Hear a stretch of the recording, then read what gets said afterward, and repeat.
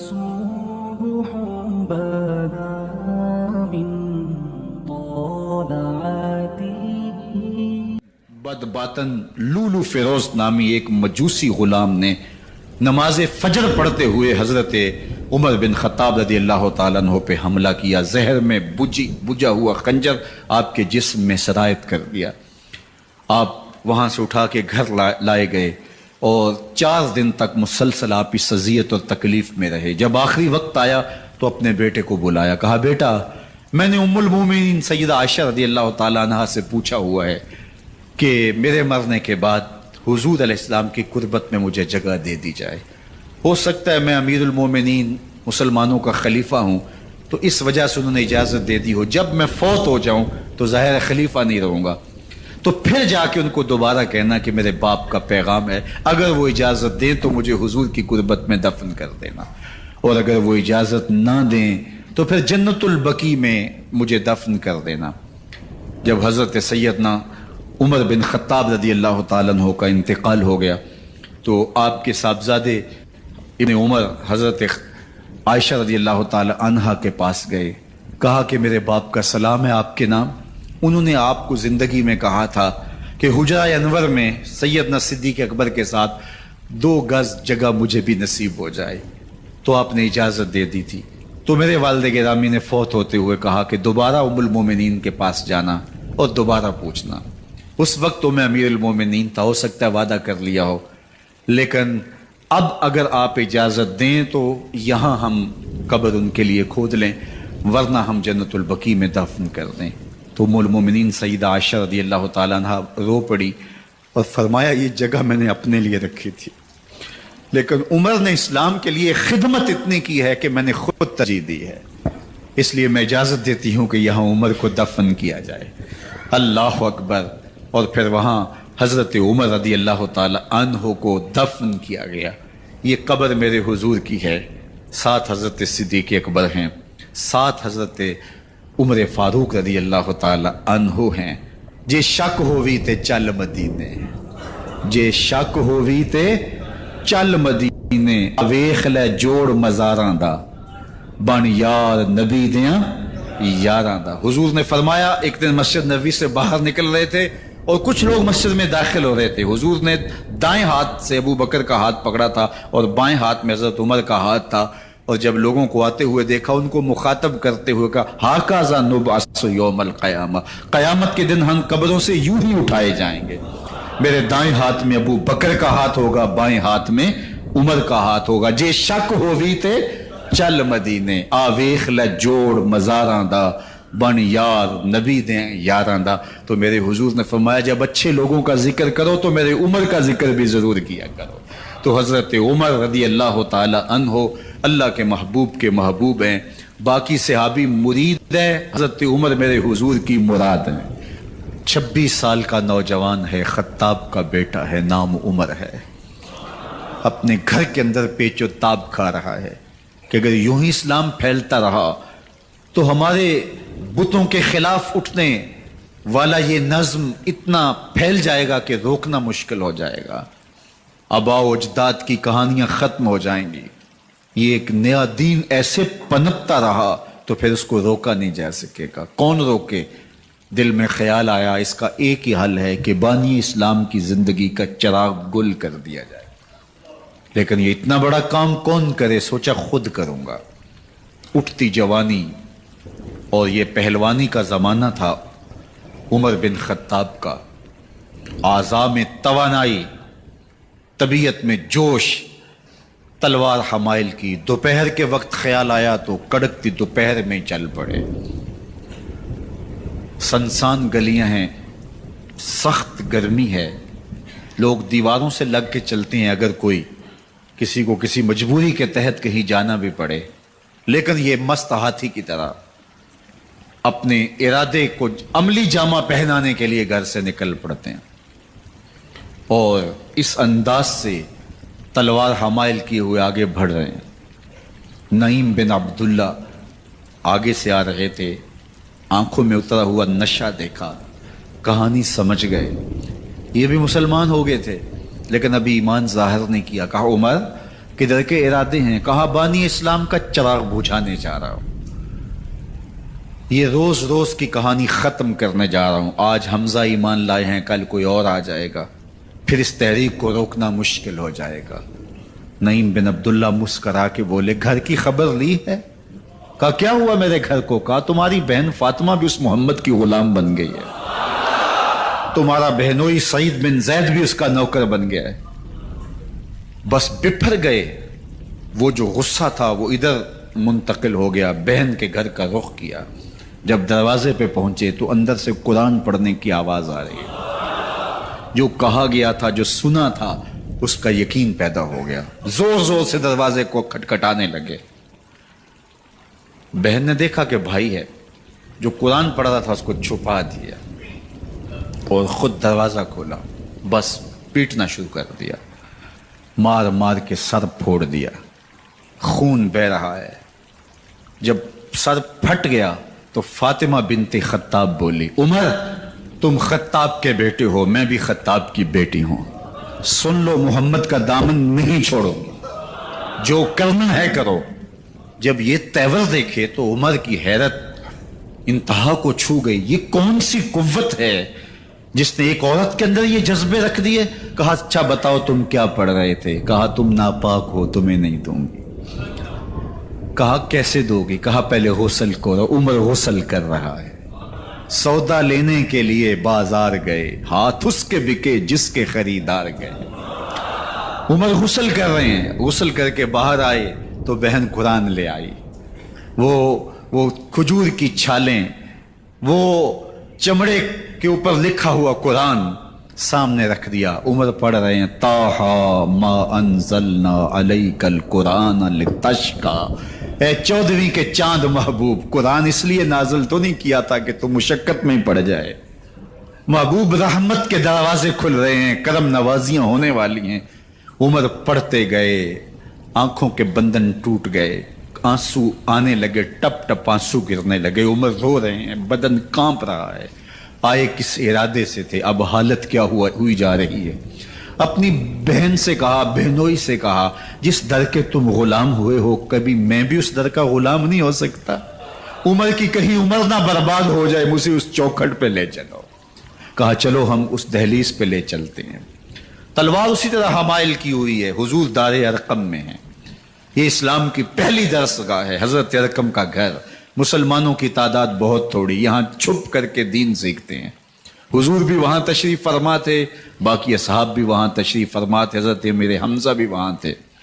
دروازے کی درزوں سے دیکھا کہ عمر آ رہے ہیں، تلوار بھی حمائل کی ہوئی۔ صحابہ نے کہا عمر آ رہے ہیں، امیر حمزہ نے کہا کوئی پرواہ نہیں، آنے دو، اچھا ارادہ ہوا تو خوش آمدید کہیں گے، ارادہ اچھا نہ ہوا اس کی تلوار سے گردن کاٹوں گا۔ اللہ اکبر۔ جب دروازہ کھولا تو دو صحابہ نے بازوں سے پکڑ لیا، کندھوں سے۔ حضور نے فرمایا کندھے چھوڑ دو، کندھے چھوڑ دیے گئے۔ آقا کریم علیہ الصلوۃ والسلام نے ان کے گلے کے اندر جو کپڑا تھا اس کو پکڑ کے جھٹکا دیا، اسلم عمر، عمر اسلام لاؤ۔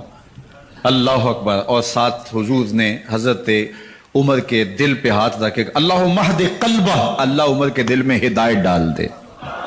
بس یہ جملہ کہنے کی دیر تھی اور حضور کا ہاتھ پھرنے کی دیر تھی، اندر سے کفر دھلتا چلا گیا۔ اور عمر نے کہا اشہد ان لا الہ الا اللہ واشہد انک رسول اللہ۔ جب یہ پڑا کلمہ تو حضور کی زبان سے بے ساختہ نکلا اللہ اکبر، اور صحابہ نے بھی اللہ اکبر کہا، اور اس زور سے کہا کہ مکے کی گلیاں گونجنے لگی۔ اب عمر ایمان لانے کے بعد حضور کی خدمت میں حاضر ہو کے عرض کرتے ہیں حضور کیا ہم حق پہ نہیں ہیں؟ فرمایا ہم حق پہ ہیں۔ کیا اللہ کا دین سچا نہیں ہے؟ فرمایا اللہ کا دین سچا ہے۔ کہا کہ آپ اللہ کے سچے نبی نہیں ہیں؟ فرمایا میں اللہ کا سچا نبی ہوں۔ تو فرمایا پھر ہم چھپ کے نماز کیوں پڑھیں؟ کہا کہ عمر تم جانتے ہو حکمت ہے، اتنے جو ہے وہ ہماری تعداد نہیں، اور کفار کا جور و ظلم و ستم۔ عرض کی حضور ہم کعبۃ اللہ میں جا کے نماز پڑھیں گے۔ مسلمانوں کی دو صفیں بن گئی، ایک صف کی قیادت امیر حمزہ کر رہے ہیں، ایک صف کی قیادت حضرت فاروق اعظم کر رہے ہیں، درمیان میں حضور چل رہے ہیں، اور روایات میں آتا ہے حضرت عمر چلتے جاتے ہیں اور ساتھ لا الہ الا اللہ پڑھتے چلے جا رہے ہیں۔ اور پھر جا کے وہاں پہنچے تو وہاں جو صنادید قریش تھے ان پر سختہ طاری ہو گیا۔ حضرت عمر رضی اللہ تعالیٰ عنہ جب ایمان لائے تو آپ نے ایک ایک کافر کے گھر کے دروازے پہ کھڑے ہو کے کہا، جب کوئی بھی شخص مسلمان ہوتا تو کفار اس کو مارتے، زود و کوب کرتے، ظلم کرتے، ستم کرتے، گھسیٹتے بازاروں میں، لیکن حضرت عمر ایمان لائے تو ایک ایک شخص کے دروازے پر کھڑے ہو کر کے کہا کہ تم کمزوروں کو مارتے تھے، میں تمہیں بتانے آیا ہوں میں محمد عربی کا نوکر بن گیا ہوں۔ بلکہ آپ نے اعلان کیا، جس نے اپنی بیوی کو، بیوہ اور بچوں کو یتیم کروانا ہو اور اپنے ماں باپ کی کمر کو جھکانا ہو وہ عمر کے مقابلے میں آئے۔ اللہ اکبر۔ زنیرہ نامی ایک خاتون تھی، بہت کمزور، راوی کہتا ہے کہ اس کی ہڈیوں میں گودا نہیں تھا، عشق رسول تھا، اور اس کا ظالم آقا اس کو مارتا ہے، اور جب مار مار کے تھک جاتا ہے، ادھر سے عمر آ رہے ہیں، یہ اسلام لانے کے پہلے کی کہانی ہے، تو ادھر سے عمر آ رہے ہیں، تو اس نے کہا عمر تم جوان آدمی ہو تو یہ چھوڑتی نہیں ہے اپنے نبی کا نام، ذرا تم آؤ۔ تو عمر کوڑا پکڑ لیتے ہیں، اسے مارتے ہیں، مارتے مارتے تھک جاتے ہیں تو پانی پینے لگتے ہیں، تو کہتے ہیں مجھے تیرے پہ ترس نہیں آیا لیکن میں ذرا پانی پینے لگا ہوں، اور پھر گلے کے اندر کپ ڈال کر کے کوڑا اور اس کی رسی کو بل دیتے ہیں اور اس کی آنکھیں باہر نکل آتی ہیں، اور کہتے ہیں بلا اپنے نبی کو جو تیری آنکھوں کی بینائی واپس کرے۔ اللہ اکبر۔ تو اس نے آسمان کی طرف منہ کر کے کہا مالک میں کبھی بھی آنکھوں کی بینائی نہ مانگتی، لیکن اب تیرے نبی کی عزت کا سوال ہے۔ آنکھوں کی بینائی واپس ہو جاتی ہے۔ زنیرہ کو بڑا مارا۔ آج عمر گلیوں میں آنکھوں میں آنسو ہیں اور عجیب دلے بےتاب ہے، اور کہتا ہے آؤ بھئی میں حضور کا غلام بن گیا ہوں، تمہیں بتانے آیا ہوں۔ زنیرہ نے موڑ کاٹا تو آگے عمر یہ آواز دے رہے تھے۔ زنیرہ ایک کونے پہ کھڑے ہو کے رو کے کہتی ہے عمر تم تو بڑے اس دن جوش و غضب میں تھے اور تم مارتے ہوئے تھکتے نہیں تھے۔ تو عمر نے کہا زنیرہ اس دن میں نے دیکھا نہیں تھا، اب میں محمد عربی کو دیکھ آیا ہوں۔ جنہ ویکھیا نہیں ہو کرن گلاں، جنہ ویکھیا نہیں ہو کرن گلاں، جنہ ویکھیا ہو تے بول دے نہیں، جڑے محرم راز حقیقت دے اور راز حقیقت کھول دے نہیں۔ تو حضرت عمر رضی اللہ تعالیٰ عنہ ایمان لائے۔ حضرت عبداللہ ابن مسعود رضی اللہ تعالیٰ عنہ فرماتے ہیں کہ حضرت عمر کا ایمان لانا مسلمانوں کے لیے عزت کا سبب تھا، ان کا ہجرت کرنا مسلمانوں کی نصرت تھی، اور ان کی خلافت مسلمانوں کے لیے رحمت تھی۔ حضرت عمر رضی اللہ تعالی عنہ وہ ہیں کہ میرے حضور نے فرمایا لوگوں جب نیک لوگوں کا ذکر کرو تو میرے عمر کا تذکرہ ضرور کیا کرو۔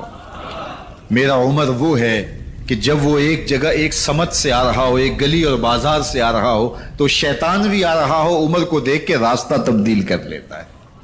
حضرت عمر رضی اللہ تعالی عنہ کی طبیعت کے اندر جو جاہ و جلال تھا، طبیعت کے اندر جو سختی تھی، وہ اسلام کے اندر آ کر بھی قائم رہی، اور آپ نے وہی سختی، وہی جاہ و جلال جو پہلے مسلمانوں کے خلاف تھا، اب کفار کے خلاف، منافقین کے خلاف حضرت عمر کی طبیعت کے اندر وہ جوش و خروش بدستور موجود رہا۔ لیکن جس دن آپ خلیفہ بنے تو اس دن آپ نے ممبر پہ چڑھ کے جو خطبہ دیا اس میں کہا لوگوں میں سخت اس لیے تھا کہ رسول اللہ نرم تھے، پھر میں سخت اس لیے تھا کہ حضرت ابوبکر صدیق نرم تھے، اب میں تخت خلافت پہ بیٹھا ہوں، اب میری سختی جو ہے وہ نرمی میں تبدیل ہو گئی، صرف فاسقوں، فاجروں اور باغیوں کے لیے میں سخت ہوں، باقی تمہارے لیے نرم ہوں۔ سب سے کم جو تنخواہ بیت المال سے اگر کسی وجود نے لی ہے تو وہ حضرت عمر رضی اللہ تعالیٰ عنہ نے لی ہے، صرف 2 جوڑے لیتے تھے سال میں، اور راوی کہتا ہے کہ میں نے دیکھا ہے کہ اس میں بھی 17 پیوند لگے ہوتے تھے۔ حضرت عمر رضی اللہ تعالیٰ عنہ کا طرز زندگی، آپ کا انداز معاشرت اور آپ کا انداز خلافت، ہر لمحہ آپ کی زندگی کا اٹھا کے دیکھیے کتنی مرتبہ قرآن حضرت عمر کی رائے کے مطابق نازل ہوا ہے۔ اللہ تعالیٰ جل شانہ نے ان کو صاحب الہام بنایا تھا۔ ہر امت میں کوئی صاحب الہام ہوتا ہے، حضور کی امت کا صاحب الہام حضرت عمر رضی اللہ تعالیٰ عنہ۔ اور آقا کریم نے انہیں اپنا وزیر قرار دیا. فرمایا میرے 2 وزیر آسمانوں میں ہیں، 2 وزیر زمینوں میں ہیں. آسمانوں کے وزیر جو ہے وہ جبرائیل اور میکائیل ہیں، اور زمین کے وزیر ابو بکر اور عمر ہیں رضی اللہ تعالی عنہما. تو اللہ تعالیٰ جل شانہ نے حضرت سیدنا صدیق اکبر کے بعد حضرت سیدنا عمر بن خطاب رضی اللہ تعالیٰ عنہ سے جو کام لیا، مختصر دور خلافت کے اندر 10 سال 6 ماہ 4 دن آپ نے خلافت فرمائی ہے. لیکن کہاں سے چلے اور یہاں مکران تک، بلوچستان کا حصہ ہے، یہاں تک آپ کے سلطنت کی حدود وسیع ہوئی. ادھر آرمینیا تک جا پہنچے، حمص فتح کیا، قادسیہ، یرموک. آپ ذرا دیکھیے کہ کہاں تک آپ کی فوجوں کے گھوڑے دوڑتے رہے. اور اللہ تعالیٰ جل شانہ نے ان کو جو توانائی، عدل و انصاف کی قوت عطا فرمائی. اللہ اکبر. جب زمین پہ عدل کیا ہو تو زمین بھی حکم مانتی ہے. اور حضرت عمر وہ تھے جن کا حکم ہوائیں بھی مانتی تھی، زمین بھی مانتی تھی، جن کا حکم جو ہے وہ آگ بھی تسلیم کرتی تھی اور دریا بھی ان کا حکم مانا کرتے تھے. مصر کے اندر رسم بد جاری تھی. یہ رسم بد جاری تھی کہ سال کے بعد 1-2 شیزہ کو زیورات پہنا کے اچھے لباس میں ملبوس کر کے دریا کی بھیڑ چڑھایا جاتا، اس کی قربانی دی جاتی، اس کا خون بہتا تو دریا چلتا. جب اسلام مسلمانوں نے مصر فتح کیا تو گورنر نے لکھا کہ اسلام تو اس طرح کی رسوم کی اجازت نہیں دیتا، لیکن خشک سالی ہے، لوگوں کی فصلیں ویران پڑی ہیں، تو حضرت کیا کیا جائے. تو حضرت عمر رضی اللہ تعالیٰ عنہ کو جب قاصد آ کے پیغام دیتا ہے تو کاغذ کے ٹکڑے پہ لکھتے ہیں بسم اللہ الرحمن الرحیم. مصر کے نیل کی جانب عمر کا خط لکھتے ہیں، اے نیل اگر تو اللہ کے حکم سے چلا کرتا ہے تو چل، ورنہ ہمیں تیرے چلنے کی کوئی حاجت نہیں ہے. اور قاصد کو کہا یہ خط لے جاؤ اور جا کے دریائے نیل میں پھینک دو. قاصد جا کے خط دریائے نیل میں پھینک دیتا ہے، پانی آتا ہے، ایسا دریائے نیل چلا 14 صدیاں ہوئی ہیں آج تک کبھی بند ہی نہیں ہوا. دریا حکم مانتے ہیں، آگ نکلتی ہے. لوگ حضرت عمر رضی اللہ تعالی عنہ کے پاس آئے، حضرت لاوا پھوٹا ہے، آگ نکل رہی ہے اور مدینے کی طرف بڑھ رہی ہے، اب کیا کیا جائے؟ فائر بریگیڈ تو زمانے میں تھی نہیں. عمر نے اپنی قمیض اتاری، جس قمیض پہ 17 پیوند لگے ہوئے تھے چمڑے کے، کہا یہ قمیض لے جاؤ، جدھر آگ بڑھ رہی ہے آگے ڈھالنا، آگ پیچھے بھاگ جائے گی.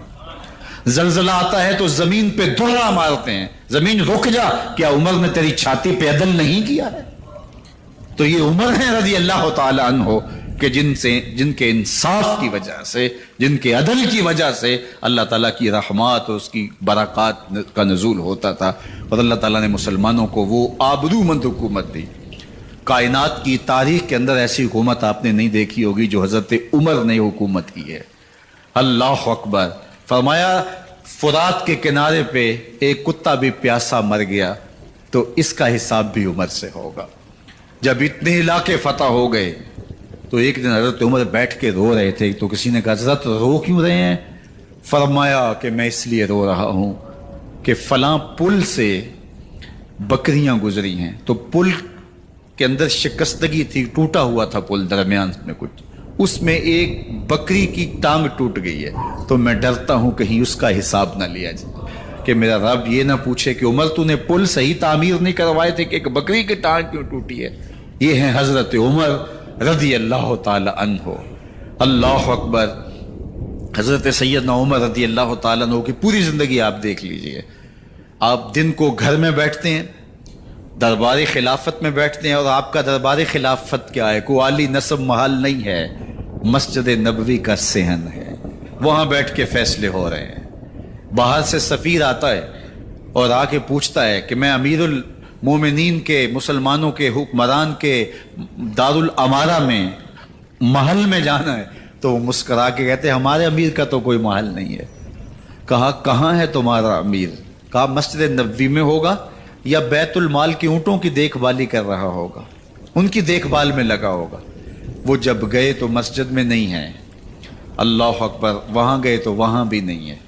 پھر کیا دیکھتے ہیں کہ عمر رضی اللہ تعالی عنہ جنت البقیع کے پاس ایک درخت کے نیچے اینٹ کا سرانہ رکھ کے سوئے ہوئے ہیں۔ تو اس نے کہا عمر تو نے عدل کیا ہے، تجھے کچی اینٹ پہ بھی نیند آ گئی۔ ہمارے حکمرانوں نے انصاف نہیں کیا اور وہ بند اور محفوظ کمروں کے اندر بھی سکون اور چین کی نیند نہیں سو سکتے۔ حضرت سیدنا عمر رضی اللہ تعالیٰ عنہ نے اس طرح ان امور سلطنت نبھائے۔ آپ دن کو لوگوں کی دیکھ بھالی کرتے، لوگوں کی ضروریات سنتے سمجھتے، اور جب رات پڑتی لوگ سو جاتے عمر مدینے کی گلیوں میں پہرا دیتے۔ کائنات نے کوئی ایسا بھی حکمران دیکھا ہوگا؟ اللہ اکبر! وہ مجاہد جو مختلف محاذات پہ گئے ہوئے ہوتے، ان کے گھروں کی دیکھ بھالی کرتے، ان کی ضروریات کا خیال رکھتے، ان کی آبرو کا پہرا دیتے۔ راتوں کی تنہائیوں کے اندر حضرت عمر اٹھتے اور جا کے گشت کرتے، چکر لگاتے، دیکھتے کوئی آنکھ پر نم نہ ہو، مفلسی کا کسی گھر میں ماتم نہ ہو، لوگوں کی ضروریات کا خیال رکھتے۔ اللہ اکبر! ایک دن حضرت عمر رضی اللہ تعالیٰ عنہ ایک گھر کے قریب سے گزرے، گھر سے دھواں نکل رہا تھا، سوچا کوئی مہمان ہوگا، گزر گئے۔ تھوڑی دیر کے بعد پھر دوبارہ اس گلی سے گزر ہوا تو پھر دھواں نکل رہا تھا، پھر گزر گئے۔ 2 گھنٹے کے بعد پھر دوبارہ ادھر سے گزران ہوا تو پھر دھواں نکل رہا تھا۔ رات کا پچھلا پہر ابھی تک گھر سے دھواں نکل رہا ہے۔ عمر رضی اللہ تعالیٰ عنہ نے دروازے کو کھٹکھٹایا، اندر سے خاتون کی آواز آئی، اس وقت کون ہے؟ کہا ایک مسافر ہوں، پوچھنا چاہتا ہوں تمہارے گھر سے دھواں کیوں نکل رہا ہے رات کے اس پہر؟ کہا تمہیں اس سے کیا غرض؟ کہا نہیں مجھے تشویش ہوئی ہے۔ تو اس نے کہا عمر کی جان کو رو رہی ہوں۔ حضرت عمر رضی اللہ تعالیٰ عنہ نے کہا کیا ہوا؟ کہا کہ کھانے کے لیے گھر کچھ نہیں ہے، بچے ضد کر رہے ہیں، ہنڈیا کے اندر پتھر ڈال کر کے میں نیچے سے آگ دیے جا رہی ہوں، بچوں کہتی ہوں تھوڑی دیر ہے تھوڑی دیر ہے، کہ بچے تھک کے سو جائیں گے انتظار کر کر کے، تو کچھ ہو تو پکے، اور بچے ہیں بھوک سے، شدت بھوک کی وجہ سے سو بھی نہیں رہے، اور میں یہاں بیٹھے عمر کی جان رو رہی ہوں۔ حضرت عمر رضی اللہ تعالیٰ عنہ واپس آئے، گھی کا کنستر اٹھایا، آٹے کی بوری لی اور ساز و سامان لیا۔ خادم تھا آپ کا اسلم بیت المال میں، اس نے حضرت یہ سب کچھ میں اٹھا لیتا ہوں۔ کہا حشر کے دن میرا بوجھ اٹھاؤ گے؟ کہا نہیں وہ تو آپ کو اٹھانا ہوگا۔ کہا عمر کو آج خود ہی اٹھانے تو، اور اٹھا کے ان کے گھر آئے اور گھر آ کے ان کو سب کچھ دیا۔ اور پھر اس کے بعد جب کھانا تیار ہوا، بلکہ روایت میں آتا ہے کہ جب آگ جلا رہی تھی تو عمر جھک کے چولہے میں پھونکے مار رہے تھے۔ اللہ اکبر! اس خاتون کو نہیں پتا کہ یہ کون ہے، یہ کوئی اجنبی مسافر ہے میری مدد کر رہا ہے۔ پھر بچے جو ہے وہ جب کھانا کھا کے خوش ہوئے تو حضرت عمر رضی اللہ تعالیٰ عنہ نے دل میں سوچا اور کہا عمر جس طرح تو نے بچوں کو رلایا ہے آج ان بچوں کو ہنساؤ بھی۔ تو بچے بیٹھے ہیں تو عمر کبھی ادھر جاتے ہیں کبھی ادھر جاتے ہیں، جس طرح بچوں کو کھلانے کے لیے جو ہے وہ گھٹنوں کے بل اور ہاتھوں کے بل لوگ چلتے ہیں، حضرت عمر یوں چلتے ہیں اور وہ بچے مسکراتے ہیں۔ جب بچے ہنسنے لگے، کھانا کھا چکے، عمر اس خاتون سے مخاطب ہو کے کہتے ہیں بہن دیکھ عمر کی بڑی مجبوریاں ہیں، فسطاط، یرموک، کہاں کہاں آرمینیا، کہاں کہاں سرحدوں پہ محاذ پہ لوگ موجود ہیں، ان کی دیکھ بھال کرنی، امور خلافت، کیا کیا معاملے ہیں، تنہا اکیلے بیچارے کی جان ہے، وہ نہیں خیال کر سکا، چل تو اسے معاف کر دے۔ وہ بہن کہتی ہے تو اتنی ہمدردی کیوں کرتے عمر کی؟ نہیں میں عمر کو معاف نہیں کروں، کل قیامت کے دن میں اللہ کے حضور عمر کا گریبان پکڑوں گی۔ تو دوسرے علاقے فتح کرتا تھا میری خبر ہی نہیں تھی؟ اللہ اکبر! جب یہ بات کی تو عمر چیخیں مار کے رونے لگے اور ہاتھ جوڑ کے کہنے لگے بہن یہ تمہارے سامنے تو عمر کھڑا ہے، یہ حضرت عمر تھے رضی اللہ تعالیٰ عنہ، اور اللہ کے محبوب علیہ الصلوۃ والسلام کے خلیفہ راشد، دوسرے خلیفہ، 10 سال 6 ماہ اور 4 دن آپ نے خلافت کی۔ اور تاریخ کہتی ہے اگر عمر رضی اللہ تعالیٰ عنہ کو 10 سال اور مل جاتے، یا مغربی مفکرین کہتے ہیں کہ اگر کائنات کو ایک عمر اور مل جاتا پوری دنیا پہ مسلمانوں کی حکومت ہو، کہیں کفر باقی نہ بچتا۔ حضرت عمر جن کو تخت حکومت پہ بیٹھتے تھے اور ان کا تخت کو سونے زبرجد کا نہیں تھا، مسجد نبوی کی چٹائی تھی، اور سارا دن وہاں بیٹھ کے لوگوں کی باتیں سنتے، اور جب رات کے اندھیرے گہرے ہوتے عمر بھیس بدل کے مدینے کی گلیوں کا گشت کرتے۔ کہا تمہارے گھر سے دھواں نکل رہا ہے اور بچے رو رہے ہیں، ان کو کھانا کیوں نہیں دیتی؟ कहने लगी उमर की जान को रो रही। उमर के पांव तले से जमीन निकल गई। कहा क्या हुआ? कहा 3 दिन से हमारे यहाँ खाने के लिए कुछ नहीं है। रोजाना बच्चे रोते हैं और मैं हंडिया के अंदर पत्थर डाल करके नीचे से आग डालती रहती हूँ कि बच्चे इंतजार कर करके सो जाएंगे। कम वक्त सो भी नहीं रहे और वो पत्थर पकेंगे भी क्या, और मैं उमर की जान को रो रही हूँ। हजरत उमर का कलेजा दहलने लगा। फौरन पलटे, वापस बैतुल माल में आए, घी का एक कनस्तर लिया, आटे की बोरी ली, मिर्च मसाला जात बहुत कुछ उठाया, अपने कंधे पे रखा, बोरी अपनी कमर पे ला दी। उमर बैतुल माल से निकले तो आपके खादम असलम ने देख लिया, आगे बढ़ा, कहा मेरे आका मैं उठाता हूँ। उमर की आंखों में आंसू है। कहा असलम कयामत के दिन मेरा बोझ उठा लोगे? कहा कयामत के दिन तो अपना अपना बोझ उठाना पड़ेगा। कहा उमर को आज अपना ही उठाने दो। हजरत उमर वो घी का कनस्तर और वो आटे की बोरी सर पे उठाए हैं और उस खातून के घर जाते हैं और दस्तक देते हैं। वो जब देखती है उसकी जान में जान आ जाती है। कहा जल्दी जल्दी आटा गूंदो, और उमर सब्जी काटने लग जाते हैं। हजरत उमर रज़ी अल्लाह ताला अन्हो सब्जी तैयार कर देते, उधर आटा गूंद जाता है और फिर ऊपर चूल्हा रखा जाता है, चूल्हे के अंदर आग रखी जाती है, वो खाना पकाने लगती है, आग बुझती है। तारीख ने लिखा है आग बुझने लगती है, उमर झुक करके फूंके मारता है। उमर झुक झुक के फूंके मारता है। खाना पक गया और बच्चों के सामने खाना रख दिया, बच्चे खा रहे हैं। अब बच्चे रो रो के निढाल हो चुके थे।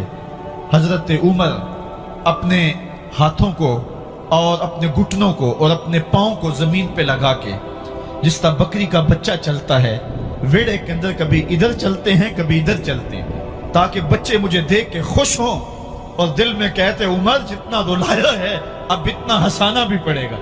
तो कभी उमर अमीरुल मोमिनीन, ये मैं किसी आज के जो है वो लोगों के वोटों पे मुंतखब होने वाले हुक्मरान की कहानी नहीं सुना रहा, मैं उस उमर की कहानी सुना रहा हूं जो 23 लाख मुरब्बा मील का हुक्मरान है, आधी दुनिया का बादशाह है।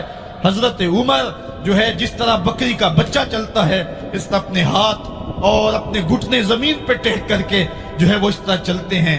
बच्चे उमर को देख के मुस्कुराते हैं। जब बच्चे मुस्कुराने लगे तो हजरत उमर ने उस खातून से कहा बुढ़िया उमर को माफ कर दे। उसने कहा तू इतनी हमदर्दी क्यों करता है? कहा उमर बेचारा बड़ा फंसा हुआ है, फिक्र है उसको यरमूक को, फुस्तातो हुलवान की, जब फतह है मिस्र तो तैयारी है ईरान की, आते जाते वफद से मुलाकात भी करता होगा और शब को मालूम हालात भी करता होगा, कांटों में उलझी हुई बेचारे की जान है, नींद उसको भी आती है आखिर वो इंसान है, मेरी बहन उमर को माफ कर दे। उसने कहा ना ना उमर की बात मेरे सामने न कर, कयामत का दिन होगा, उमर का गिरेबान होगा और मेरा हाथ होगा। जब उसने ये बात कही तो उमर बर्दाश्त न कर सके, बच्चों की तरह बिलक बिलक कर रोने लगे। कहा वो बदनसीब उमर तेरे सामने है, आज ही कहला जो कहना है, कयामत के दिन मुझे माफ रखना। उसने कहा तू उमर है? कहा बदनसीब उमर तेरे सामने खड़ा हूं। मेरे उमर कहते हैं अगर तजला के किनारे एक बकरी का बच्चा भी प्यासा मर गया उसका हिसाब भी उमर से लिया जाएगा। हजरत उमर निकले यरूशलेम में, एक ऊंट है एक गुलाम है, कभी वो सवार होता है कभी आप बारी मुकर्रर की है। जब करीब पहुंचे यरूशलेम के तो उमर की बारी नकेल पकड़ने और गुलाम की बारी ऊपर सवार होने की आ गई। गुलाम ने कहा आका मैं मर्जी से अपनी बारी छोड़ता हूं, आप आ जाएं, दुश्मनों के मफतूहा इलाके में आ रहे हैं, ताजा ताजा इलाका फतह हुआ है, इस्लाम की शान व शौकत जाहिर हो।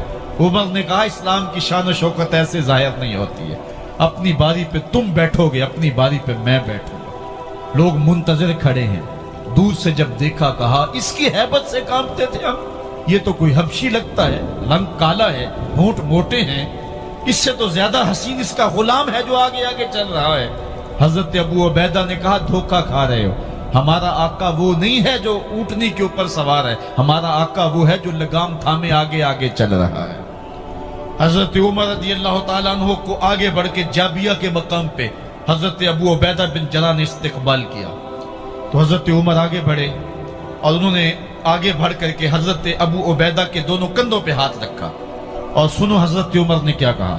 کہا لا الہ الا اللہ انا کنا اذل قوم فاعزنا اللہ بالاسلام.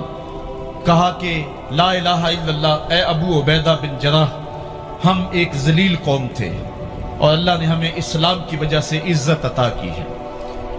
اور میں تمہیں ایک تاریخ ساز بات کہنے لگا ہوں، اور وہ یہ ہے کہ جب تک ہم اس عزت والے اسلام کے دامن کو تھامے رہیں گے ہماری عزت قائم رہے گی، اور جب اسلام کے علاوہ کسی اور جگہ سے عزت ڈھونڈیں گے تو رسوا کر کے رکھ دیے جائیں گے. یہ ہے وہ خلاصہ جو حضرت عمر نے امتوں کے عروج و زوال کا بیان کیا ہے. اس امت کو جو خیرات ملی ہے تخت و تاج کی، وہ پینٹاگون سے نہیں ملی، وہ واشنگٹن سے نہیں ملی، وہ وائٹ ہاؤس سے نہیں ملی، وہ محمد عربی کے جوڑوں کا صدقہ ملی ہے. اس لیے جب ہم نے اسلام سے انحراف کیا، پاکستان حاصل کیا گیا تھا. پاکستان کا مطلب کیا؟ لا الہ الا اللہ. ہم نے اس نعرے کو چھوڑ دیا ہوا ہے، ہم نے انحراف کر دیا ہے. آج ہماری نظریں مغرب کی طرف لگی ہے کہ تخت و تاج اس سے نصیب ہوتے ہیں، اور دنیا کے اوپر ہم رسوا ہو کے رہ گئے. ہماری پستی، ہماری زبوحالی، ہماری ذلت کا سبب یہ ہے کہ جس جگہ سے ہمیں عزت ملی تھی ہم نے وہ مرکز ہی چھوڑ دیا ہے. اس مرکز حیات کو، اس مرکز زندگی کو، اس مرکز عزت کو ہم نے چھوڑ دیا ہے، اور دنیا کے اوپر ہم رسوا ہو رہے ہیں. انہی حضرت عمر کی کہانی ہے. وادی تہامہ سے گزر رہے تھے کہ بچوں کی طرح بلک بلک کے رونے لگے. کہا عمر جوان آدمی ہو اور بچوں کی طرح بلک کے رو رہے ہو. کہا تم نہیں جانتے، مجھے بچپن کی کہانی یاد آ گئی. کہا کیا کہانی ہے؟ کہا یہی عرض تہامہ تھی. میرے باپ خطاب نے مجھے 5 اونٹ دیے تھے. کہا انہیں لائن میں کھڑا کرو سیدھا. میں آگے والا سیدھا کرتا تھا، پیچھے والا ٹیڑھا ہو جاتا، پیچھے والا سیدھا کرتا، آگے والا ٹیڑھا ہو جاتا. میرے باپ خطاب نے مجھے بڑا مارا. کہا ایک عرب کے بیٹے ہو کہ تم سے 5 اونٹ لائن میں کھڑے نہیں ہوتے؟ کہا ایک زمانہ عمر پہ وہ تھا کہ اس سے 5 اونٹ لائن میں کھڑے نہیں ہوتے تھے، اور آج شرق سے لے کر غرب تک 23 لاکھ مربع میل کی حکمرانی اور انسان بھی لائن میں کھڑے ہیں. یہ محمد عربی کے جوڑوں کا صدقہ نہیں ہے تو اور کیا ہے؟ عمر سے تو 5 اونٹ لائن میں کھڑے نہیں ہوتے تھے. حضرت عمر رضی اللہ تعالیٰ عنہ جب ایمان لائے تو آپ نے ایک ایک کافر کے گھر کے دروازے پہ کھڑے ہو کے کہا کہ تم کمزوروں کو مارتے تھے، میں تمہیں بتانے آیا ہوں میں محمد عربی کا نوکر بن گیا. بلکہ آپ نے اعلان کیا جس نے اپنی بیوی کو بیوہ اور بچوں کو یتیم کروانا ہو اور اپنے ماں باپ کی کمر کو جھکانا ہو وہ عمر کے مقابلے میں آئے. اللہ اکبر. زنیرہ نامی ایک خاتون تھی، بہت کمزور. راوی کہتا ہے کہ اس کی ہڈیوں میں گودا نہیں تھا، عشق رسول تھا، اور اس کا ظالم آقا اس کو مارتا ہے، اور جب مار مار کے تھک جاتا ہے ادھر سے عمر آ رہے ہیں. یہ اسلام لانے کے پہلے کی کہانی ہے. ادھر سے عمر آ رہے ہیں تو اس نے کہا عمر تم جوان آدمی ہو تو یہ چھوڑتی نہیں ہے اپنے نبی کا نام، ذرا تم آؤ. عمر کوڑا پکڑ لیتے اسے مارتے مارتے مارتے تھک جاتے ہیں تو پانی پینے لگتے ہیں. تو کہتے ہیں مجھے تیرے پہ ترس نہیں آیا لیکن میں ذرا پانی پینے لگا ہوں، اور پھر گلے کے اندر ڈال کر کے کوڑا اس کی رسی کو پل دیتے اور اس کی آنکھیں باہر نکل آتی اور کہتے ہیں بلا اپنے نبی کو جو تیری آنکھوں کی بینائی واپس کرے. اللہ اکبر. تو اس نے آسمان کی طرف منہ کر کے کہا مالک میں کبھی بھی آنکھوں کی بینائی نہ مانگتی لیکن اب تیرے نبی کی عزت کا سوال ہے. آنکھوں کی بینائی واپس ہو جاتی ہے. زنیرہ کو بڑا مارا. آج عمر گلیوں میں آنکھوں میں آنسو ہیں اور عجیب دل بےتاب ہے اور کہتے ہیں آؤ بھائی میں حضور کا غلام بن گیا ہوں تمہیں بتانے آیا ہوں. زنیرہ نے موڑ کاٹا تو آگے عمر یہ آواز دے رہے تھے. زنیرہ ایک کونے پہ کھڑے ہو کے رو کے کہتی ہے عمر تم تو بڑے اس دن جوش و غضب میں تھے اور تم مارتے ہوئے تھکتے نہیں تھے. تو عمر نے کہا زنیرہ اس دن میں نے دیکھا نہیں تھا، اب میں محمد عربی کو دیکھ آیا ہوں. جنہ ویکھیا نہیں ہو کرن گلاں، جنہ ویکھیا نہیں ہو کرن گلاں، جنہ ویکھیا ہو تے بول دے جڑے محرم راز حقیقت دے اور راز حقیقت کھول دے. تو حضرت عمر رضی اللہ تعالیٰ عنہ ایمان لائے. حضرت عبداللہ ابن مسعود رضی اللہ تعالیٰ عنہ فرماتے ہیں کہ حضرت عمر کا ایمان لانا مسلمانوں کے لیے عزت کا سبب تھا. ان کا ہجرت کرنا مسلمانوں کی نصرت تھی اور ان کی خلافت مسلمانوں کے لیے رحمت۔ حضرت عمر رضی اللہ تعالی عنہ وہ ہیں کہ میرے حضور نے فرمایا لوگوں جب نیک لوگوں کا ذکر کرو تو میرے عمر کا تذکرہ ضرور کیا کرو۔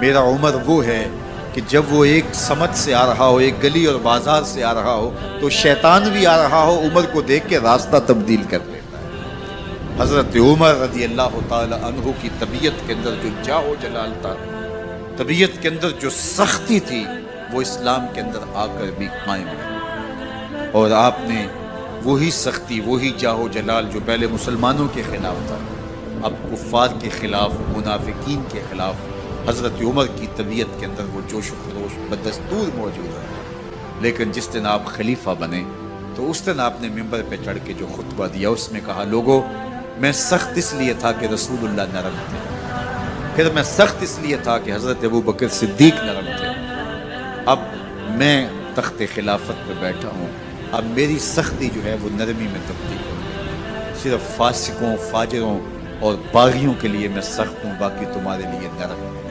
سب سے کم جو تنخواہ بیت المال سے اگر کسی وجود نے لی ہے تو وہ حضرت عمر رضی اللہ تعالیٰ نے صرف 2 جوڑے لیتے تھے سال میں، اور راوی کہتا ہے کہ میں نے دیکھا ہے کہ اس میں بھی 17 پیوند لگے ہوتے تھے۔ حضرت عمر رضی اللہ تعالیٰ عنہ کا طرز زندگی، آپ کا انداز معاشرت اور آپ کا انداز خلافت، ہر لمحہ آپ کی زندگی کا اٹھا کے دیکھیے کتنی مرتبہ قرآن حضرت عمر کی رائے کے مطابق نازل ہے۔ اللہ تعالیٰ جل شانہ نے ان کو صاحب الہام بنایا تھا۔ ہر امت میں کوئی صاحب الہام ہوتا ہے، حضور کی امت کا صاحب الہام حضرت عمر رضی اللہ تعالیٰ، اور آقا کریم نے انہیں اپنا وزیر قرار دیا۔ فرمایا میرے 2 وزیر آسمانوں میں ہیں، 2 وزیر زمینوں میں ہیں۔ آسمانوں کے وزیر جبرائیل اور میکائیل ہیں، اور زمین کے وزیر ابو بکر اور عمر رضی اللہ تعالی عنہما۔ ایک دن حضرت عمر بیٹھ کے رو رہے تھے تو کسی نے کہا حضرت رو کیوں رہے ہیں؟ فرمایا کہ میں اس لیے رو رہا ہوں کہ فلاں پل سے بکریاں گزری ہیں، تو پل کے اندر شکستگی تھی، ٹوٹا ہوا تھا پل درمیان میں، اس میں ایک بکری کی ٹانگ ٹوٹ گئی ہے، تو میں ڈرتا ہوں کہ میرا رب یہ نہ پوچھے کہ عمر تو نے پل صحیح تعمیر نہیں کروائے تھے کہ ایک بکری کی ٹانگ کیوں ٹوٹی ہے۔ یہ ہیں حضرت عمر رضی اللہ تعالی عنہ۔ اللہ اکبر۔ تو اللہ تعالیٰ جل شانہ نے حضرت سیدنا عمر بن خطاب رضی اللہ تعالیٰ عنہ سے جو کام لیا، مختصر دور خلافت کے اندر 10 سال 6 ماہ 4 دن آپ نے خلافت فرمائی ہے، لیکن کہاں سے چلے اور یہاں مکران تک، بلوچستان کا حصہ ہے، یہاں تک آپ کے سلطنت کی حدود وسیع، ادھر آرمینیا تک جا پہنچے، حمص فتح کیا، قادسیہ، یرموک۔ آپ ذرا دیکھیے کہ کہاں تک آپ کی فوجوں کے گھوڑے دوڑتے رہے، اور اللہ تعالیٰ جل شانہ نے ان کو جو توانائی، عدل و انصاف کی قوت عطا فرمائی۔ اللہ اکبر۔ جب زمین پہ عدل کیا ہو تو زمین بھی حکم مانتی ہے، اور حضرت عمر وہ تھے جن کا حکم ہوائیں بھی مانتی تھی، زمین بھی مانتی تھی، جن کا حکم جو ہے وہ آگ بھی تسلیم کرتی تھی اور دریا بھی ان کا حکم مانا کرتے تھے۔ مصر کے اندر یہ رسمیں بد جاری تھی کہ سال کے بعد ایک دوشیزہ کو زیورات پہنا کے اچھے لباس میں ملبوس کر کے دریا کی بھیڑ چڑھایا جاتا، اس کی قربانی دی جاتی، اس کا خون بہتا تو دریا چلتا۔ جب مسلمانوں نے مصر فتح کیا تو گورنر نے لکھا کہ اسلام تو اس طرح کی رسوم کی اجازت نہیں دیتا، لیکن خشک سالی ہے، لوگوں کی فصلیں ویران پڑی ہے، تو حضرت کیا کیا جائے؟ تو حضرت عمر رضی اللہ تعالیٰ عنہ کاغذ کے ٹکڑے پہ لکھتے ہیں بسم اللہ الرحمن الرحیم، مصر کے نیل کی جانب عمر کا خط لکھتے ہیں، اے نیل اگر تو اللہ کے حکم سے چلا کرتا ہے تو چل، ورنہ ہمیں تیرے چلنے کی کوئی حاجت نہیں۔ اور قاصد کو کہا یہ خط لے جاؤ اور جا کے دریائے نیل میں پھینک دو۔ قاصد جا کے خط دریائے نیل میں پھینک دیتا ہے، پانی آتا ہے، ایسا دریائے نیل چلا 14 صدیاں ہوئی ہیں آج تک کبھی بند ہی نہیں ہوا۔ دریا حکم مانتے، آگ نکلتی ہے، لوگ حضرت عمر رضی اللہ تعالی عنہ کے پاس آئے، حضرت لاوا پھوٹا ہے، آگ نکل رہی ہے اور مدینے کی طرف بڑھ رہی ہے۔ اب کیا کیا جائے، فائر بریگیڈ تو زمانے میں تھی نہیں. عمر نے اپنی قمیض اتاری، جس قمیض پہ 17 پیوند لگے ہوئے تھے چمڑے کے. کہا یہ قمیض لے جاؤ، جدھر آگ بڑھ رہی ہے آگے ڈھالنا، آگ پیچھے بھاگ جائے. زلزلہ آتا ہے تو زمین پہ درہ مارتے ہیں، زمین رک جا، کیا عمر نے تیری چھاتی پہ عدل نہیں کیا ہے؟ تو یہ عمر ہیں رضی اللہ تعالی عنہ کہ جن کے انصاف کی وجہ سے، جن کے عدل کی وجہ سے اللہ تعالیٰ کی رحمات، اس کی برکات کا نزول ہوتا تھا، اور اللہ تعالیٰ نے مسلمانوں کو وہ آبرومند حکومت دی. کائنات کی تاریخ کے اندر ایسی حکومت آپ نے نہیں دیکھی ہوگی جو حضرت عمر نے حکومت کی ہے. اللہ اکبر. فرمایا فرات کے کنارے پہ ایک کتا بھی پیاسا مر گیا تو اس کا حساب بھی عمر سے ہوگا. باہر سے سفیر آتا ہے اور آ کے پوچھتا ہے کہ میں امیر المومنین کے، مسلمانوں کے حکمران کے محل میں جانا ہے، تو مسکرا کے کہتے ہیں ہمارے امیر کا تو کوئی محل نہیں ہے. کہا کہاں ہے تمہارا امیر؟ کہا مسجد نبوی میں ہوگا یا بیت المال کی اونٹوں کی دیکھ بھال میں لگا ہوگا. وہ جب گئے تو مسجد میں نہیں ہے. اللہ اکبر. وہاں گئے تو وہاں بھی نہیں ہے. پھر کیا دیکھتے ہیں کہ عمر رضی اللہ تعالی عنہ جنت البقیع کے پاس ایک درخت کے نیچے اینٹ کا سرانہ رکھ کے سوئے ہوئے. تو اس نے کہا عمر تو نے عدل کیا ہے، تجھے کچی اینٹ پہ بھی نیند آ گئی. ہمارے حکمرانوں نے انصاف نہیں کیا اور وہ بند اور محفوظ کمروں کے اندر بھی سکون اور چین کی نہیں سو سکتے. حضرت سیدنا عمر رضی اللہ تعالیٰ عنہ نے اس طرح ان امور سلطنت نبھائے. آپ دن کو لوگوں کی دیکھ بھالی کرتے، لوگوں کی ضروریات سنتے سمجھتے، اور جب رات پڑتی لوگ سو جاتے عمر مدینے کی گلیوں میں پہرا دیتے. کائنات نے کوئی ایسا بھی حکمران دیکھا ہوگا؟ اللہ اکبر. وہ مجاہد جو مختلف محاذات پہ گئے ہوئے ہوتے، ان کے گھروں کی دیکھ بھالی کرتے، ان کی ضروریات کا خیال رکھتے، ان کی آبرو کا پہرا دیتے.